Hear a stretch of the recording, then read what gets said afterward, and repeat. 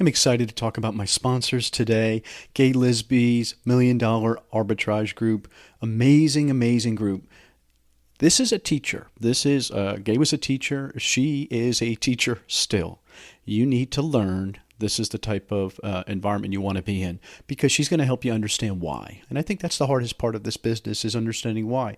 Why is the red one popular when the green one isn't? Well, there's usually a reason. And what Gaye does is probably parse that better than anybody, and she'll explain the reasons for those things. I think that's really powerful. Yes, she puts out a list. You're going to get use of that list if you get in the group. Now, here's the deal. The group isn't always open, right? So you get on the waiting list, and you can join the waiting list through my link. Doesn't cost you anything to get on a waiting list. And if you like her service, which I find that most people do, and that's why there's not so many openings, you'll be with her for a long time. And so it's amazingfreedom.com. She's part of Andy Slamon's group. Amazingfreedom.com/momentum, and you're going to get in the waiting list. That's all I can get you on right now. You can use my name and see if that gets you anywhere. But what I like about what they teach in that group are the things that are going on, the current things. I've seen a lot of stuff going on about stores going out of business. Well, here's where an opportunity is. Here's why you want to do this. Hey, be cautious about this. With Toys R Us coming out, you got to think about this. And that's the learning that you need to do. And Gaye is better than anybody else I've seen. So amazingfreedom.com/momentum will get you to the waiting list. Then hopefully it can get you in the group, and then you're going to see me in there, and we can chat anytime you're ready. Karen Locker's group, Solutions, 4 Ecommerce. Solutions4ecommerce.com/momentum. It's going to save you $50. Karen's our account manager. We recommend her to everyone because she's done so well for us. I mean, that's quite frankly the reason we've been paying her for the last few years, but she's become an important part of our team. Her and her team are so involved in our account. I just see the emails coming back and forth. Hey, we did this for you. I just saw 2 listings today, and I'm like, wait a second. Why did they show up? I didn't put any listings up. They got set off to the side by Amazon, and they reactivated them for me. You know what I mean? That's the stuff that just happens when you have a strong team, and I can't recommend Karen enough. If you use my code Momentum, Karen pays me. I don't want to hide that. Of course, we all know that. But you're going to save $50, and it's a great opportunity to really, really build out your team with somebody you can trust. That's why I recommend them. So Solutions for e-commerce, Solutions, 4 ecommerce.com/momentum. It's going to save you $50. Oh, and by the way, she's going to do an inventory health report. Why is that important? Well, guess what? Fees are going up. Is your inventory health number declining like ours is? Well, here's why, and here's what they can do. What I like is I get a spreadsheet from them, and it says, hey, here's a bunch of inventory. Here's what we recommend. And I'm like, yep. Delete, return to us, blah, blah, blah, whatever it is, or destroy, and it just happens. That's what I like. The other thing that I have Karen help me with a lot is creating new listings. We do a lot of the research ourselves. We upload our images, and then boom, magically the listing goes live, and I don't have to worry about it. Those are the services that Karen offers. Can't recommend her enough. Solutions4ecommerce.com/momentum. Save $50. Use my code. You save $50 a month every single month, and it's a great service. Plus, you get that free inventory health report. I think it's a really powerful way. So I'm so excited how many people have been joining her because I see it, and I'm excited because the messages I get from people are saying, hey, this is great. I finally feel like I can focus on something else because Karen and her team are watching this for me, and I highly recommend her. Next up is Sellerlabs and Scope. I almost said it wrong. It's amazing. I mean, it really is amazing when you sit back and think about, hey, I want to get this product up, and it's similar to this product, and that product does well. Well, therefore, if that product does well, they have the right keywords. They have chosen things correctly. So guess what? Use Scope, and you can see all that stuff, and that's what the most powerful thing in the world is to copy somebody who's done it right. That's what you want to take advantage of that, right? I mean, it's fair to see, and so therefore you could take and apply it to your listing and immediately get that same benefit. That's what Scope does for me. Sellerlabs.com/momentum. It's going to save you $50 on the service. Oh, by the way, it's free to try. So sign up, try it, and say, oh, this is how it's done. Boom. And then the light's going to go on, and you're going to be like, man, I can get my products out there. I just can't wait. Can't wait. Sellerlabs.com/momentum. The other day, I bought another domain. Yes, I bought another domain. It's almost like I'm admitting guilt. But it's because I had an idea, and it was something that was a pretty good idea. I think it's going to go pretty far. And so what do? I go to trygodaddy.com/momentum and save 30%. So domains aren't very expensive. You get a few services. It adds up a little bit. And I usually buy 3 years. I usually buy privacy. By the way, I recommend that too. Buy that. It's not that much money, but when you can save 30%, it makes it that much sweeter. And it makes it easier when you're buying domains, and especially if you buy a bunch of domains. I am a domain collector, and so I do tend to do that. But that 30% makes it a lot easier. And I use GoDaddy because what I like is I can pop in an address I'm thinking, and it'll say, nope, try this version or try this extension, and then boom, there it is. Hey, you better hurry before it goes away. And they're right, and so try godaddy.com/momentum, save 30%. Also, I want to mention about Grasshopper. Who was I just talking to? Somebody the other day, and they were like, oh yeah, I use this company called Grasshopper. I'm like, dude, did you buy it through my link and save 30%? Hello? No, they missed that. So save 30%. It's trygrasshopper.com/momentum. No surprise there, but you're going to save 30%. And what the real cool part about that is they're using it for their private label business, and it gives them virtually a second phone on their current phone without having to get another number. They can make up a vanity number. They don't have to go and do all the grief and sign long contracts. Pretty easy stuff. And so if you're creating a brand that you want to identify, you want to look professional, you want to look like a real company, Grasshopper's a great tool. It's an app you put on your existing phone, and boom, you now have a customer service department. You now have a sales department. You now have a manufacturing division. You could forward it to somebody else. You can have it go to different voicemails, different departments, and it's all included. So try grasshopper.com/momentum, save 30%. Welcome to the E-Commerce Momentum Podcast, where we focus on the people, the products, and the process of e-commerce selling today. Here's your host, Stephen Peterson. Welcome back to the E-Commerce Momentum Podcast. This is episode 323, Rafael Romis. Very cool dude, very cool title. Man, I'm kind of jealous of his title. I'll tell you up front. The E-Commerce Whisperer. How cool is that? Imagine being called that. Imagine having a title for anything. Somebody calling you something nice. Very, very smart guy. What I appreciated about him is he comes from a world where he helps brands launch, on their own websites or whatever, and then he helps sell them on multiple channels. But a lot of it's done on Instagram and on Facebook and all those places. But then he might bring it to eBay or Amazon. And here we are in the Amazon world and eBay world, and that's our whole world. And he's like, oh yeah, we use that too. But that's not where he starts. He starts on the other end of where we like to get to. And so it was kind of interesting is that you can work backwards. And he gives some advice on how to work backwards.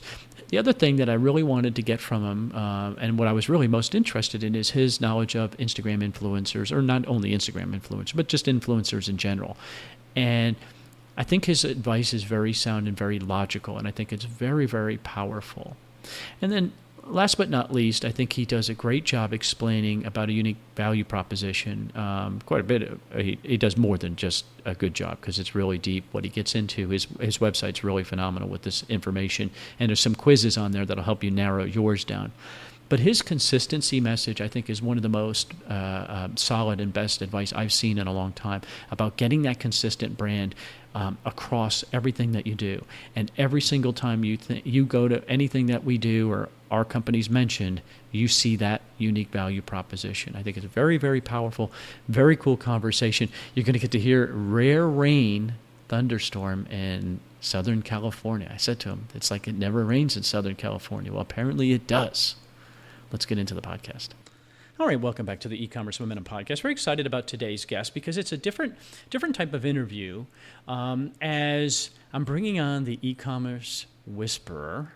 That's his title he uses. It's a line that somebody gave him. I can't wait to hear that story.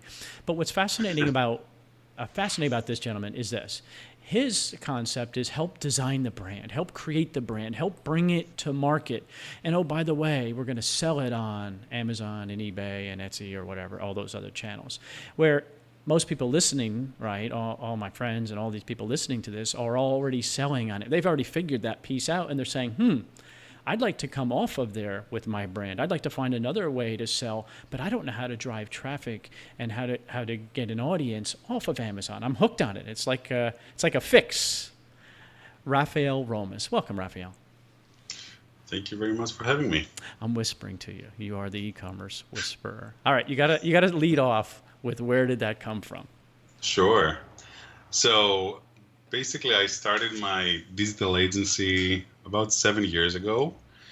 And since then, we worked on pretty much any project you can imagine, ranging from small startups all the way to billion-dollar corporations.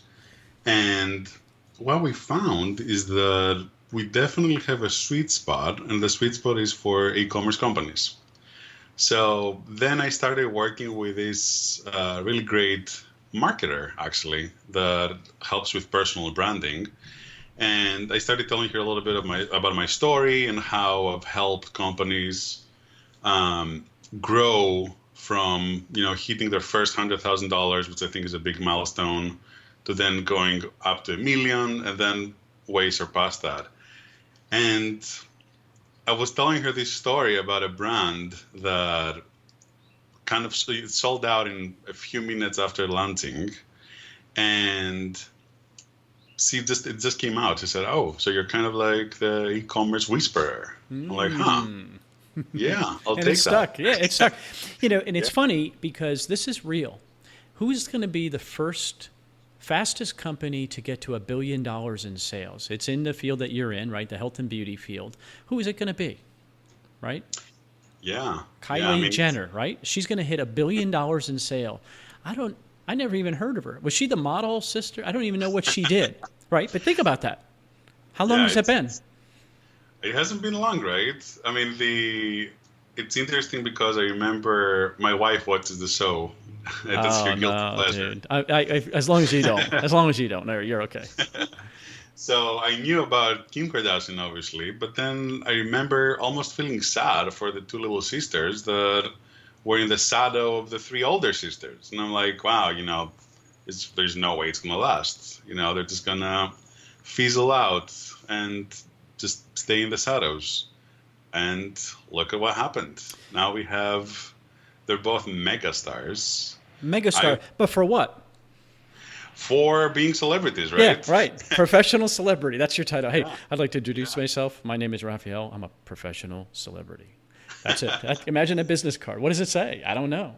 I know. But I think this is the concept, and I think we're going to get to this place because I want to get there where basically it's you create this giant audience, you bring them value, and then eventually, and value is relative, right? What we perceive, you and I perceive, as opposed to your wife, she clearly got value. Maybe it was just like watching an accident scene you can't turn away, but realistically, she found utility there, and so there's value in that. And then once you create that audience, then you have the ability to market. You have permission, almost like that permission marketing. I think Gary Vee calls it. You have permission to start selling them something.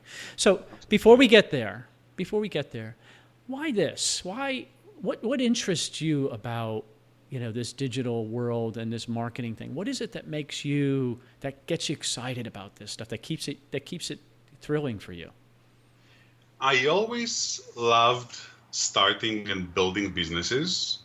But I found that if they're your businesses, then there's just so much you can do. You cannot spread yourself too thin because there's so many things that you have to run in order to grow a business, whether it's e-commerce or anything else, really.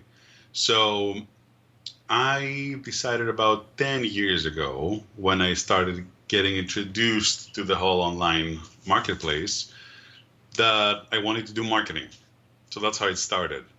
And then I started marketing my own companies. But then I saw that, like I said, it's hard to do that because there's so many pieces that you have to put together besides getting new business or converting clients. You also need logistics, shipping, customer service. There's just so much stuff. So I figured that the best way to kind of bring both worlds together, which is my love for marketing, but also being involved in a lot of different businesses, because I like challenges. I like seeing different things. I like seeing different industries even, would be to help companies with their online marketing and branding. So that's how I got into making websites. That's how I started my agency. And that's really the same kind of logic that brought me to where I am today, where I'm offering a more personalized service that includes pretty much everything that goes into the big pile of digital. And what's very cool to me is that when you offer that whole the gamut of that stuff, it's like, okay, check, I can take that off of my plate completely. Because Yes. what happens is this, and I'm not putting anybody down, so please don't get offended, anyone. But if you build websites, that's cool, right? Or if you build Shopify stores, that's cool. But how do you get the two of them to talk together? And how do you get the marketing to be consistent? And how do you get people to see both of them? And blah, blah, blah, and on and on and on. There's so Yes. many pieces there that, quite frankly, in the old days, it was okay to do it separately. Now it's not. Now, it's funny, when I make a post on, I guess it's Instagram. I'm such a newbie on this stuff. When I make an Instagram post, I have the option to post it to Twitter and post it to Facebook and Tumblr, right? Which, if anybody even knows Tumblr exists. But still, what's cool is it's just check a switch. And now all of a sudden I'm getting a consistent message out there consistently, right? And Instagram is one type of post. So do I want all those posts to go to Facebook? Well, not always, right? And so knowing all those things and staying consistent, I think that's the key, right? Isn't it really consistency over time and Yes. the same message, but that's hard to do. Especially It is because I gotta deal with customer issues, as you said, or I gotta buy Yes. inventory in my world. Yeah. That's exactly what it is. So I'll tell you that what I found, and we can dive into this further, but what I found is that number one, the most important thing is that you need to find what your unique value proposition. And number two, you have to use it properly, which means use it everywhere and use it consistently. And it's really interesting to see that a lot of times you'll start a business without necessarily having really figured out exactly what's your unique value proposition. I'm guilty of that too, by the way. Sometimes, I'll never forget this. I saw this Groupon that was selling, have you seen those lanterns that you light up and then they fly? Oh yeah, they look cool. So we had recently planned our wedding where we had those lanterns, and I imported like 200 of them from China, and they ended up being about $1 each. And say a month or 2 months later, I see a Groupon for this special offer where you get to buy a lantern instead of paying the full price of $9.99 at 50% off for $5. Whoa. I'm like, wait a minute, I bought that for $1, and that wasn't even wholesale. I could probably buy more for even less. So then I thought, okay, I'll just do that. But I didn't think, it didn't end up working. And the reason was I didn't think about exactly what is the problem that I'm trying to solve. And I find that if it's just, price, you see something and you think that the price is good enough, that's not a great way to go at it. You need to have a little bit more to it, depending on your audience and what you're selling, of course. Absolutely fair.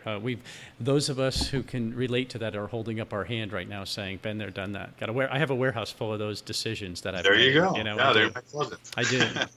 So one of the cool things that you do is to help people narrow down. So again, our audience likely, right? And there's exceptions, of course. There's people who's starting out, but they're selling, $100,000 a year to $20 million a year, all the way in between. Probably the average is probably $500,000 to $1 million, right? And they're having success, and most of them are selling mostly on Amazon and partially on eBay, and they both have their own ups and downs and challenges. But again, they're trying to figure out how to get an audience off of there, and they're trying to say, hey, because those channels, as they change for their business, it affects our business, and there's no conversation between the two, right? They make the changes for their business, what's best for them, without consulting us. And I get it. Right. Right. This is our well, they use that phrase, our sandbox. You play in it, our rules, or get out, right? And so one of the big challenges, though, is trying to get off. So a lot of people are trying influencers, and I know you're very familiar with this. They're trying influencers, and they're trying to take their brand and send it to them, or they're buying them. There's some companies you can buy the influencers. You find out how much to buy. How much would it cost for 5,000 Instagram followers and blah blah blah. But I've not heard of a lot of people having a lot of success with that. I've heard some. And it's new to us, and none of us are really special. And I'm not talking about the outliers, Yoda, or is a guy who's a genius. It's just the rest of us. So one of those things that's definitely one of the things that you tend to help, and quite frankly, is one of the reasons I'm having you on, is because you've seen a whole bunch of that, and you even have a phrase that you use to help people who are stuck in this thing. Let's talk about that. Yeah, absolutely. So I'll start with a story, which I think is one of the coolest stories I have to say, and I always like to share it. We were working with this brand back in 2012, and it was a makeup brand. So they were launching a line of lipsticks, and the two founders were both makeup artists. They were working at Nordstrom, I believe. So as they were preparing for their launch, of course, this started a year or so ago, because they had to do the planning, manufacturing, packaging. There's a lot that goes into it. But as they were doing all that, before even launching the brand, they started pushing it out there on social media. And the way that they pushed it out there is that they already had an audience, because they were doing makeup and they were posting pictures of their makeup. So to that same audience, which is a good audience because they're going to be selling makeup, and this is an audience that is interested in makeup, super important to market to the right audience. They started posting pictures showing their new makeup. And what was really unique about their new makeup is that the colors were really, really bold, really, really bright. They say that they added too much pigment, so you wouldn't get like a normal red, you would get a really, really strong red. So they really make a big difference. I mean, I'm not an expert in makeup colors, but in the market, they really stood out. And the result was that people got super excited about it. And people started talking about it. And people started asking questions like, when can we get it? How quickly can it ship? Etc. Fast forward to the day that we launched. We launched on midnight. And less than an hour later, everything was sold out. So I love that story, because that's not a brand that had $1 million to spend on marketing, because you can also buy that. I can tell you many stories where that was actually manufactured and bought, and they were also very successful. But the story I just described is two girls that really had not sold a ton of product before. They didn't have a brand before that. It was the first time doing it. And by using effective influencer marketing on social media, particularly Instagram, they were able to create a huge success. And now they're one of the most successful independent makeup companies, period. They're very well known. The name is Melt Cosmetics.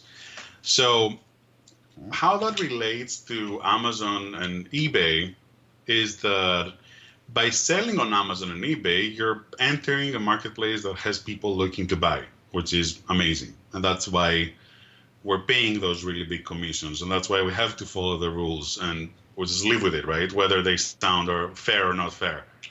But the way that you can get outside of that, in my opinion, is that you have to try and build your own brand outside of Amazon or outside of eBay. Because what happens when you're part of a marketplace together with hundreds of thousands of other sellers is that the term brand kind of becomes diluted. And I want to clarify that when I say brand, I don't necessarily mean logo or colors and things like that. I run a digital agency where we actually charge a lot of money to do branding of that nature, but I don't know if that's... I know that that's not the thing that actually makes a company Give me an successful. example then. Give me an example of that, because that's important. Yeah, definitely. So let's say I'm selling a product on Amazon. What we would say is a common product to sell on Amazon. Anchor. Anchor. When you say anchor, do we mean an actual anchor or No, Anker. It's actually an Amazon brand, and they make battery backups. So like charging. Yeah. I've seen that one. Okay.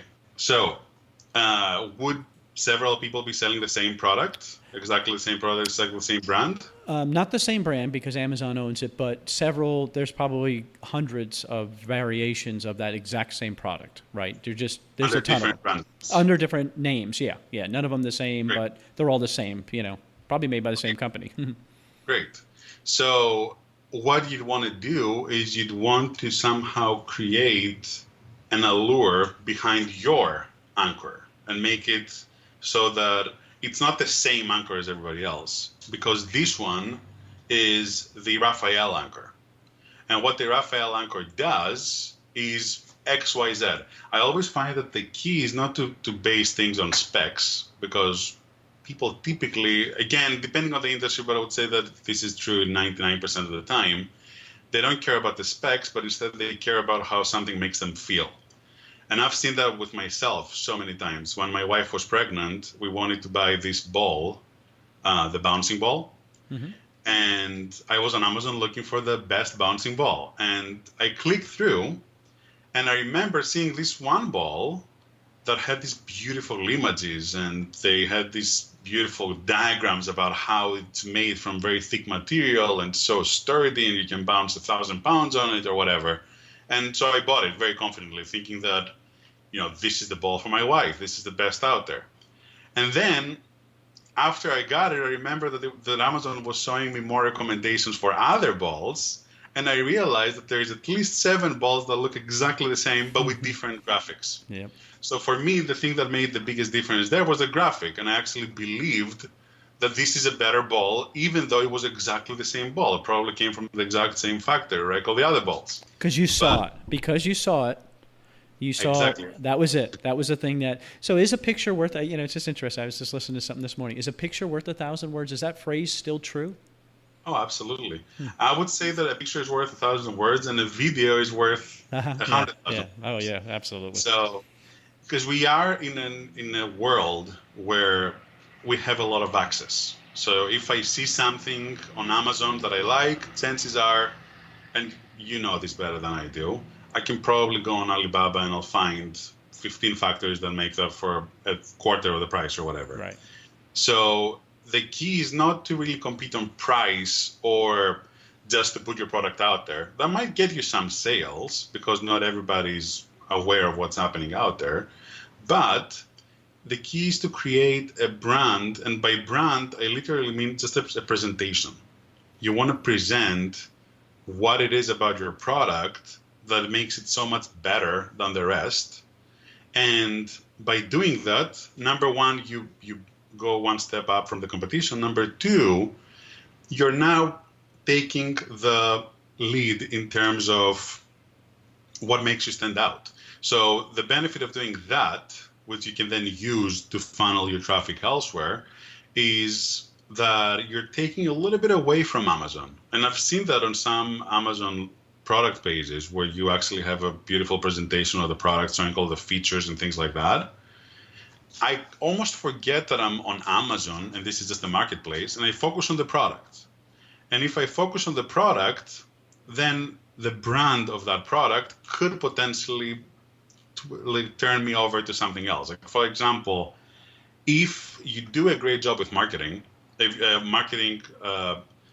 your product, if you make a beautiful presentation and you really create your brand as a brand that will solve people's problems, and then when you ship your product, you include very prominently your website address, and maybe you say, next time you want to order from us, here's a 10% coupon that you can use on our own website.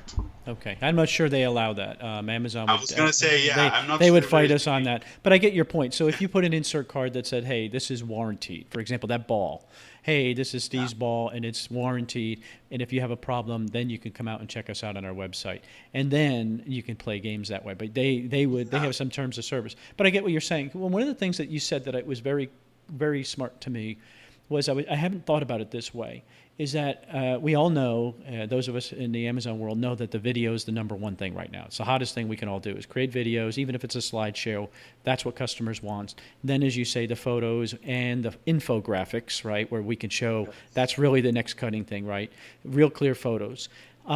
But then it's the features and benefits, all that stuff, all has to be put together masterful. Yes. Is that also done? I mean, you're going to say, duh, of course, Steve, but I hadn't thought about it this way. On your website, to create that consistency that we've been talking about, that we started talking about earlier, is that because in that example with your wife and buying the ball or whatever, would you go out to that customer's website or that vendor's website to see what else they offered related for pregnancy or something like that? And then if that message continues on your website, are you more likely to buy there? Absolutely. I would say that, just to be honest, specifically on this example, I was literally just looking for a ball. Okay. But as I'm looking for the ball, I'm looking for the ball for a very specific reason. My wife was pregnant, and they say that it really helps with back pain and things like that to bounce on that ball. So if when I was looking at that ball, I saw add-ons or other products that can help pregnant women feel better, hell yeah, I'll be all over that. I was just thinking about that. She could be reading a book with something ergonomic, and she could be doing this. I never thought about that, but it's basically kind of affecting you, and you're like, oh yeah, I want one of those too, and I want one of those too. And since you can't click on that, you can click out to the brand. Oh, geez, that's smart. All right, that was cool. That was very, very cool. I get it. All right, let's talk about this unicorn principle, this phrase. Unicorn principle. Well, because it interests me as I delved a little deeper about it. I don't think we think about, because one of the big things, all right, so your ball is a good example, right? You see a ball, and this is what people teach. Hey, you go out and find a good selling product. Look at this. There's not that many sellers. There's not that many reviews. Let's go over to Alibaba. We could source it, blah. We want to improve it. And so how are we going to improve a ball like that? Well, maybe it has a handle, or maybe it has maybe it has an easy inflate or whatever. We're going to solve the problems that the people complained about, right? And then you bring it in. And what we consider that is the unique selling proposition, because what we did was we took a ball that's in demand and we improved it. But that's not really a unique selling proposition, is it? It's not. It is and it's not. It is a unique selling proposition if it's different than what's out there in the market. But that's not really it to create the real unicorn. Yes, it's not. Because I think that the key here is that if you're selling a computer and I come and I sell a computer that has, 2 more RAM or whatever, or 100 gigabytes more in the hard drive, then my computer is better than yours. But now, what is the best-selling computer in the US right now? Apple, right? The Mac. When you see Apple marketing the Mac, do they say anything about the features? Or about the iPhone? Do they say anything about the features? Never. It would be the cardinal sin for Apple to talk about specs for any of their products, because what they're selling is how their products make you feel. And that's why when you see a commercial for Apple, you're going to see a smiling kid or a grandma talking to her sister or whatever. It's going to make you feel really nice and good about it. And then maybe they're going to show you a spectacular photo, as if you're buying an amazing photo camera, right? And there you go. You're like, yeah, this is really so good. Nothing about the product. Nothing about the features even. Barely anything about the features, maybe about the camera. And I find that that's really, really, really important when it comes to sales. I think that, it's great to have a better product. Absolutely. And if you can add a handle on that ball that will make it easier to carry around, hell yeah. I think that will give you an additional edge. But the reason I'm buying the ball is not for the handle. It's more because it's going to solve my problem. So I find that the best way to position yourself for maximizing your sales is to really focus on the why you're buying. So stay there a second. Don't lose this, because I want to make sure I get this. Steve is a little slow. But me solving the problem of pregnant women's backs issues, is that what you're saying there? In that scenario, I have to effectively communicate that. Okay. All right. I get that. Ooh. Exactly. Okay. Communicate the benefits. Communicate how much research has shown that pregnant women that use the ball is better. It could be the same for every single ball, but it sounds really good. And if you communicate that through some numbers, without getting into too many details, show me a picture of a pregnant woman on the ball with a huge number saying that 68% of women that use the ball have shown, said that it has really helped with their back pain or something like that, then you're really hitting on the problem. Well, nobody cares about the ball, right? Because you're telling me that I have a 68% chance that my pregnant wife is going to feel better. So now I really have to help my wife. It becomes a matter of, really, really solving my problem here or helping something become better. And that's where your unique value proposition should be. And I find that a lot of times it is psychological more than actual practical, meaning it's less about numbers, more about feelings. Other times it is very practical. We have another brand that we work with, the name is Pre-Heals, and they have a spray that you spray on your heels and you don't get blisters. That's the idea basically. And for them, the unique value proposition is very much what it is. They're going to sell it through the fact that you're going to have an easier life because you're not going to get blisters. But for them, it's important because they have a patented formula to show that their formula is, just matter of fact, better than anything else in the market. So what worked great for them is creating a table where you weigh the options and you show how their option is just so much better than the rest. But I think that's different because it's not like there is hundreds of different sprays on the market that are almost identical. So for them, it was a very, very unique element. And what I call the unicorn principle is what happens after you find what your unique value proposition and after you use it properly. And that's hard to do though, right? But that's hard to do. Very hard. But once you get that, right, that's the place where the opportunity is, right? And narrowing down to, how do you know that you've narrowed it down though, Rafael? How do you know that we've gotten to that thing, right? How do we know that it's not just the handle? How do we know? It's a good question. I actually I'm working on a little workbook that maybe can send you, and I don't know if we can attach it to the podcast or maybe we can tell the audience where to find it, but I'm working on a little workbook to help people figure this out, because I can tell you that sometimes you might have something that's very, very unique. I'm 6'7", Greek and Jewish. What are the chances? But does anybody care about that in terms of my audience and buying what I'm selling? No, that doesn't make me a better marketer. It's not going to give them more sales, and it is very unique. So what I say is that you typically want to you start by making a list of what you have that is very unique. Sometimes it's features of the product. The handle on the ball is one of them, but then you have to dig in deeper. Then think about the company, if there is a company. Think about why you started the company. Think about yourself. Is there something that you can maybe bring to the table? Sometimes you might be surprised. People that don't even think that, there's anything special about them. The fact that they started a business, or maybe they started a business in their home city or town, makes their company unique. So you want to write down everything you have that's unique.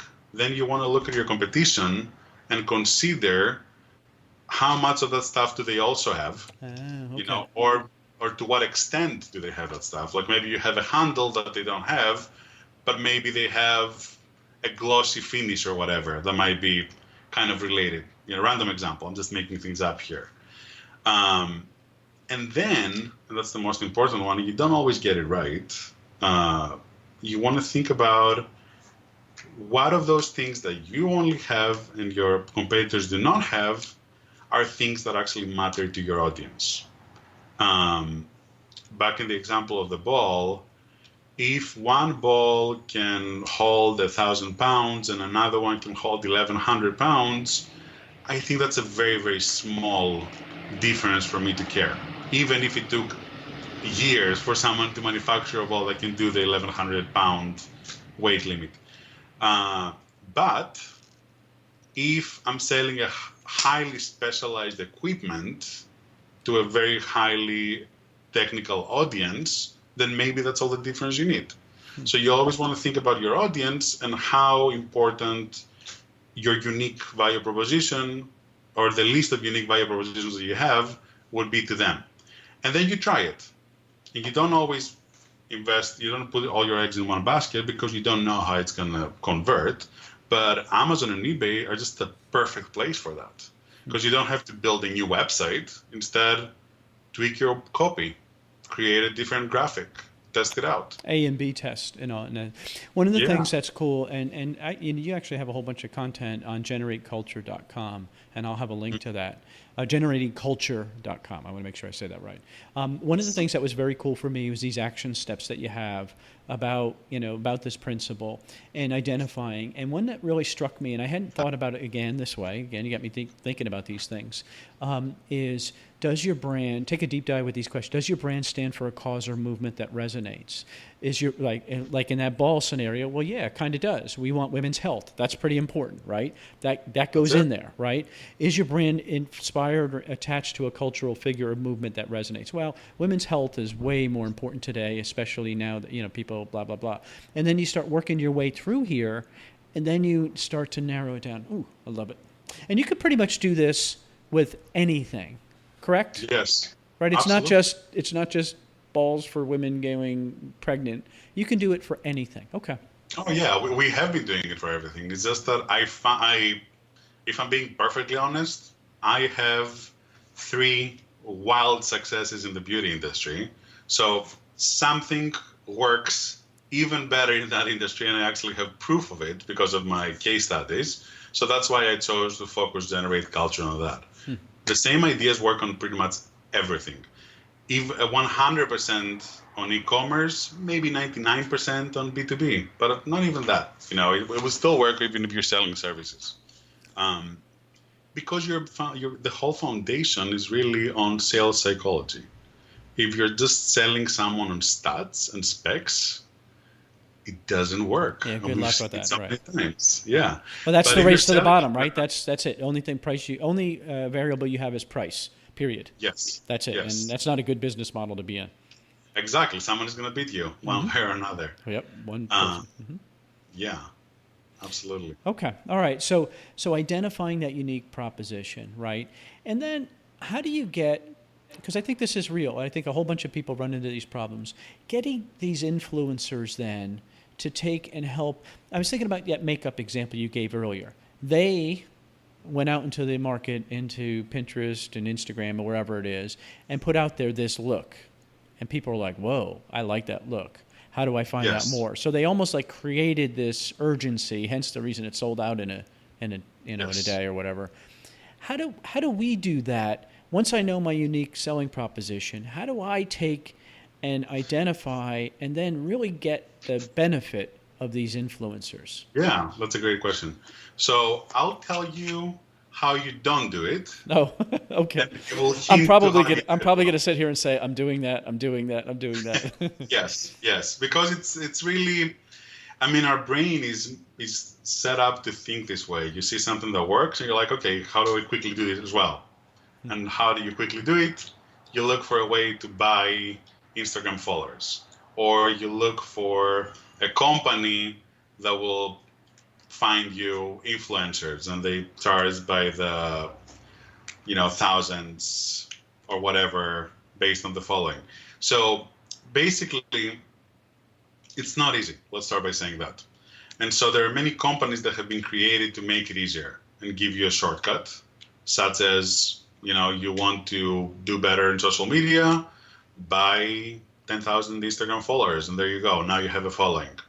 But you don't, because you bought them, and they're either going to be fake, like bots that don't actually do anything, so they serve zero purpose, or they're going to be actual Instagram users that don't care about your brand, but maybe they get 10 cents for following an Instagram account. So again, in both cases, yes, you might end up now with 10 or 100,000 followers, but no interaction, no sales. So that defeats the purpose.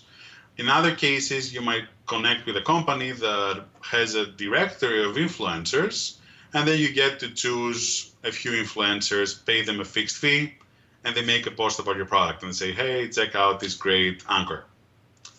Also doesn't work. And the reason why it doesn't work is that the way that you have to do it is you have to find influencers that are talking to your audience. Yeah. The numbers really do not matter. I cannot stress this enough. I've seen much bigger successes from smaller audience, but scaled up. So let's say, for example, 10 influencers that have 50,000 followers each, that totals to 500,000 followers between 10 accounts, versus one mega influencer that has 1.5 million. So they have 3 times the audience, but it's not the right audience. And so your conversions and your sales are going to reflect that. So that's one. You have to find the right influencers that they're talking to your audience. If you're selling makeup, don't go to, you could go to Justin Bieber, but then you're going to be wasting, hundreds of thousands of dollars, and you're probably not going to make a ton of sales. You'll sell some, but your audience is so diluted that you're just missing out. But if you go to a makeup artist that might only have, 25,000 followers, these are 25,000 followers that follow that person primarily because of their makeup skills and because they want to see what they do with makeup. So I'm thinking, is it a passion? Is that what it is? Is that the formula in there? That audience, or in that makeup example, there's a passion for those people because they're going for a makeup artist. Yeah, that's part of it for sure. Okay. In most cases, yeah, I will say that it's passion or just a very strong interest. Okay. But you want to appeal to an audience that is following that person for a specific reason. Yeah. So if you're selling fashion, if you're selling clothing, don't just go to any model.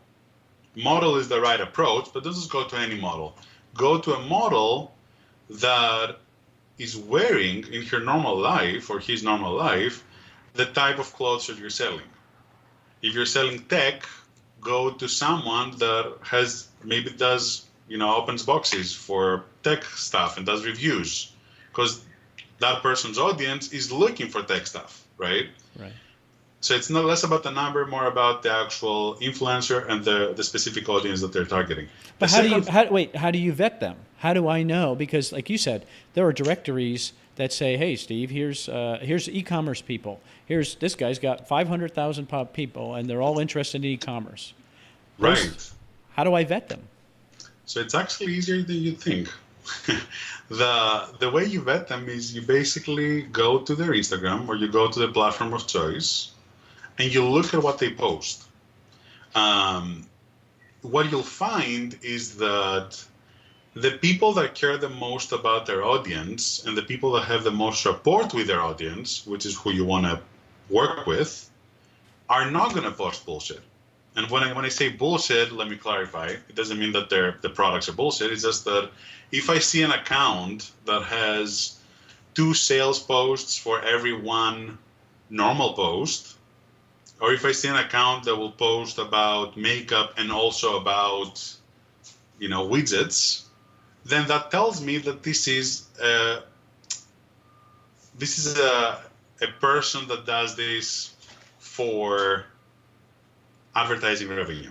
So it's like the boy who cried wolf. All of a sudden you're like, I've heard it 1,000 times. I'm just going to become another one of the things they sell. That's not a passion. That's clearly okay. All right. So then they're just a marketing machine, and you're just like, okay, check. I don't want to be in. Okay. All right. That's smart. Now there is value there as well, but you need to always consider what are you putting into it and what are you going to get in return. Right. Mm-hmm. If the price is the same, hell no.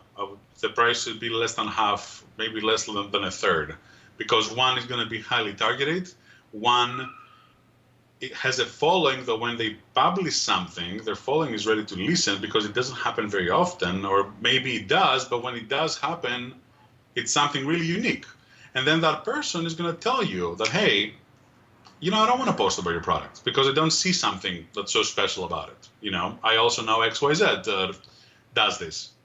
So that can get you thinking. That's what you'll find. The good influencers are not just going to accept your money and post to their audience, because then, same like you, right? Imagine if you all of a sudden put a filler podcast that is just random. You're letting your audience down. Right. So next time you publish your next podcast, they're going to second guess potentially listening to it. Random example. But the same theory applies everywhere. When you have an audience and you respect them, you always want to release quality content. And even if the content is ads or promoting a product or a brand, it still has to be good quality, which brings me to another little tidbit here, which is content. Super important. Never work with an influencer to just have them post about the product and tell their audience, go buy this product. It has to be something cooler, something, again, focused on your unique value proposition and the problem you're solving. Back to the ball, don't just put a picture of the ball with the price and say, this is a great ball, go buy it. Instead, remember that pregnant lady and how you're helping her back. Maybe that should be a campaign, better pregnancy, hashtag better pregnancy. And behind the campaign, we always have that ball, so you're showing your product, but you're masking it under a catchy campaign that makes people feel more than just, seeing a picture of the product.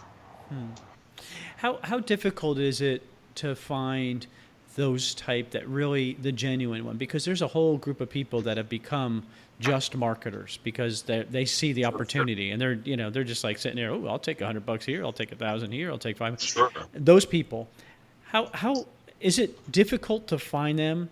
I mean, I'm sure they still exist, but is it getting harder to find them and then getting harder to get them to help you advance your product?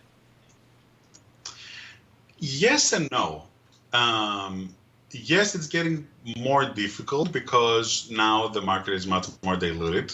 When Instagram first started, and Instagram is a big, big topic because I think this is the platform that is still, has so much room there. Right. Facebook ads is so saturated.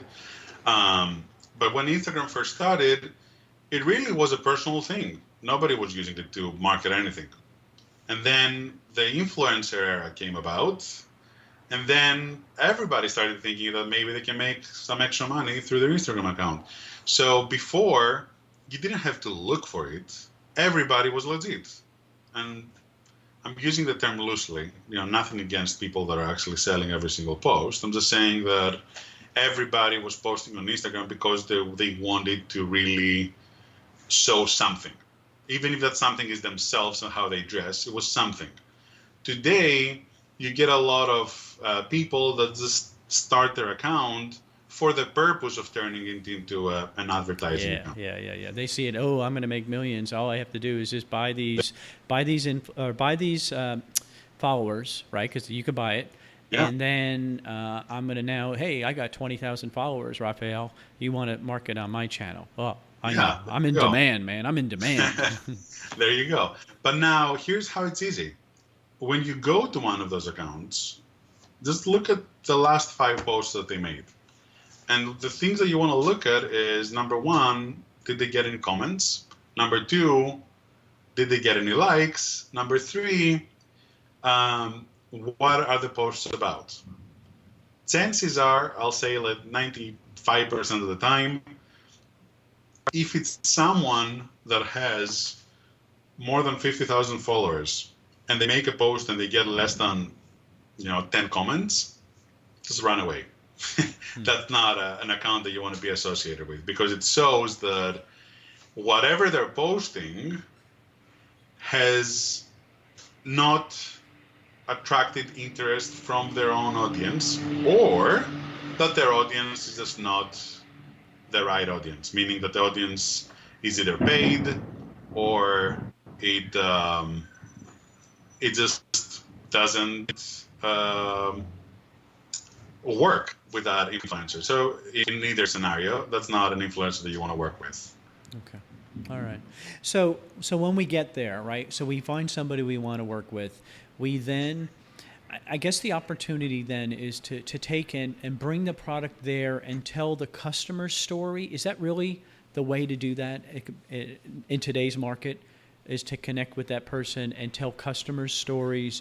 So therefore, me who follows that person makes it even a bigger connection. Is that kind of the thing I'm reading in when I look at Generate Culture?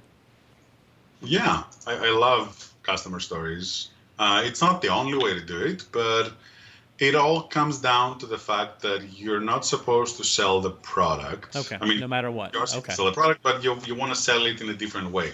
So if Stephen used my product, he loved it, it really gave him, whatever, it made his day easier, then I'd love for Stephen to come on to my influencer and the post be about Stephen and how this product helped make his life easier. It's still about the product, but it's not me telling you that the product is good and you should go buy it. Instead, it's a real person like anybody reading this post. So it's much more powerful. People love to be sold by other people than by brands. Okay, so that's one technique. What's another? Another is to create a campaign behind the product and to try and generate a following rather than a direct purchase. So, for example, I'll use Melt again. So imagine that Melt, let's say they wanted to just create more buzz about a product. Instead of posting a picture about a new line saying, this is coming out soon, maybe they can try to spark interest from the audience to maybe win a special edition of something. So let's say you work with a series of influencers, but not to market the product, instead to market a contest that would allow visitors to win something if they make a small video or if they post a picture showing how they're using your product. I love that approach, creating a contest, because what you do there is you're using the power of the influencer, you're using the audience of the influencer to create brand ambassadors.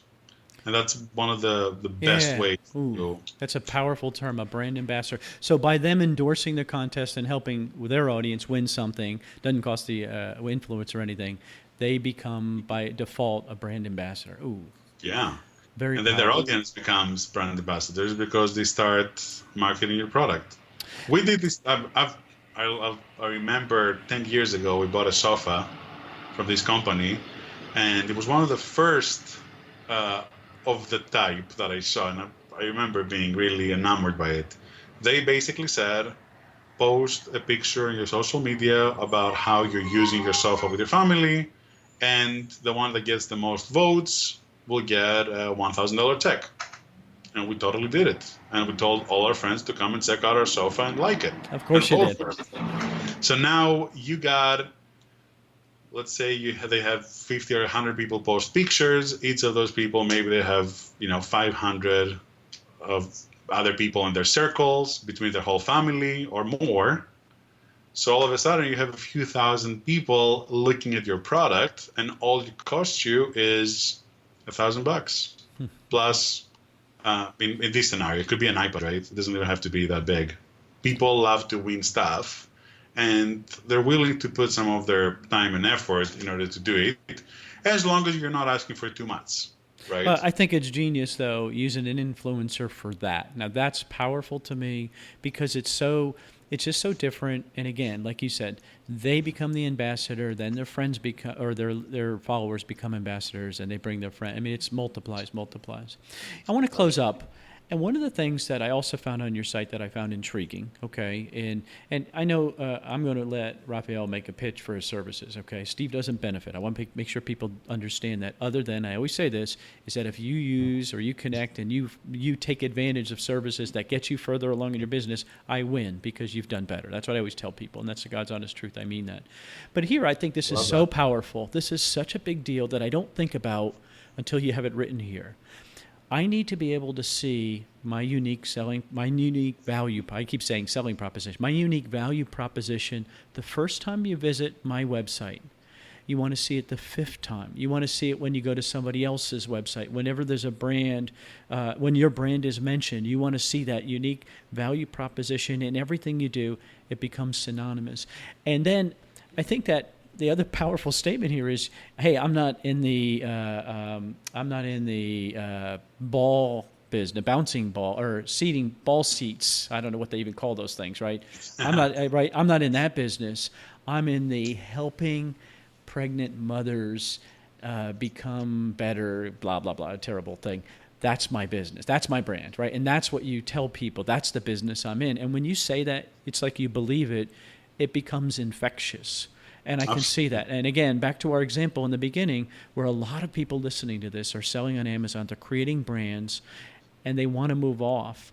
That's the key. Create the brand there, bring it off, and stay with the same message. That's the takeaway I'm going to get from this. This is very powerful, very, very powerful. And your example of Nike, just do it, that's it, right? It doesn't matter what the name is. It's just do it, no matter what you think. Exactly. That check mark, we all know what it means. And that's what you can do, and it's consistent. And so, I love it. Dude, I love what you do. So go ahead and make a pitch for what you're doing. So you offer services. You actually create websites.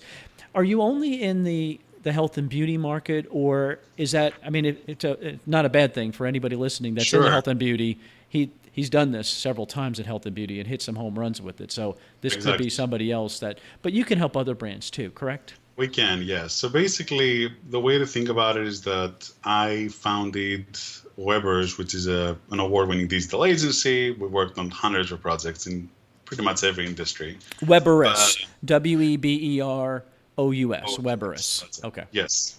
So outside of Weberous, I personally work with brands, and I help them with their brand strategy, with making a website, and with creating a marketing campaign in terms of really, really honing into the unique value proposition and trying to apply the unicorn principle, which is that if we do things right, if we find what the UVP is, and if we apply it on all your different collateral, then we're going to sell out. And that's exactly what I try to do with the brands that I work with on a personal level. It basically just create that urgency. I love it. Okay. All right. So the goal of this podcast is to help people who are stuck.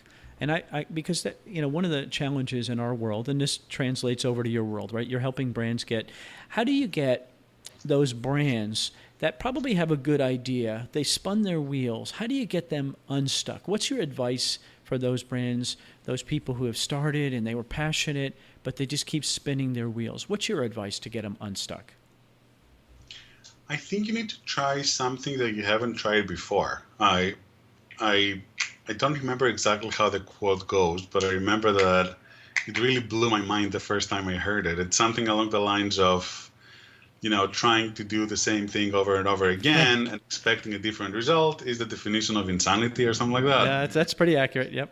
Yeah, I think that's so spot on. Like, if you're selling on Amazon and it's going good, and then you hit $1 million, and then you just cannot go past $1 million mark, stop just doing what you're doing. What you're doing works because you got to where you are, but maybe that's the extent of it. So now try something different. Try to move outside of Amazon.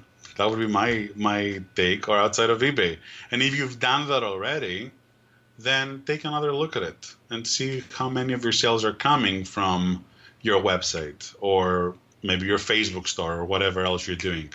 And if that number has really not changed for a while, then there's a lot that you can do there. So I think that for your audience specifically, which is mainly Amazon and eBay sellers, focus on your website, because if you manage to bring the customer to your website, and you can totally do that, if you've managed to get, I always say, if you got $100,000 in sales, that is the first milestone that tells me that you have a product that can sell.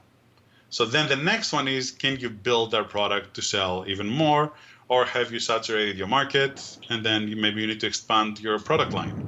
But there are always things that you can do to to, extend where you're at and go to the next level. And it almost always has to do with moving outside of your comfort zone, I think it's solid advice. I think you're absolutely right. You might have taken it as far as it can go. Okay, now let's look at another direction. What does that mean? I think it's powerful. All right, I see on your website, generateculture.com, in the top right, there's a start the conversation. Is that the best way to get in touch with you, or is there another way you'd prefer?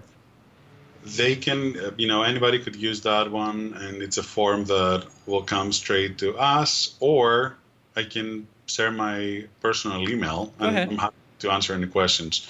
So it's Rafael, Rafael, at generateculture.com.